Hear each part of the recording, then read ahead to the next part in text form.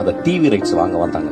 அப்ப எனக்கு நெருக்கமான மனிதன் ஒரு பெரிய இயக்குனர் என்னை கூட்டு போய் உனக்கு நிறைய காசு வாங்கி தரட்டான்னு கூட்டு போனார். ஒரு பெரிய ரூமுக்குள்ள போனான் ஐயா. அவன் நண்பன். அவன் 20 பேர் இருந்தாங்க அந்த ரூமுக்குள்ள. 75 லட்சம் ரூபாய்க்கு நீ டிவி ரைட்ஸ் கொடுத்தா குடு அப்படின்னாங்க. நான் சொன்னேன், ஐயா நான் ரொம்ப கஷ்டப்பட்டு எடுத்துருக்கேன், இந்த படம் நல்ல படம், ஒரு 2 ரூபாய் கொடுங்க. ஏன்னு 20 தடியர்களை உள்ளே வைத்து என்னை மிரட்டி என்னை கையெழுத்து போட வச்சாங்க.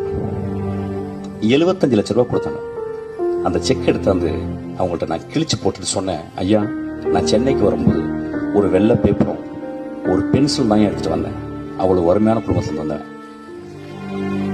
நான் கஷ்டப்பட்டு திரும்பி வரேன். நான் கஷ்டப்பட்டு இந்த மேடையில் நடிக்கிறேன். எண்ணம் அதுல 4 பேர் இறந்து போயிட்டாங்க. அந்த எனக்கு துரோகம் செஞ்சாங்க அந்த மனுஷன். அவன் ஒரு பெரிய டைரக்டர் இருக்கான். ஒவ்வொரு தருணமும் நான் துரோகத்தை அனுபவித்துக் கொண்டே இருக்கிறேன்.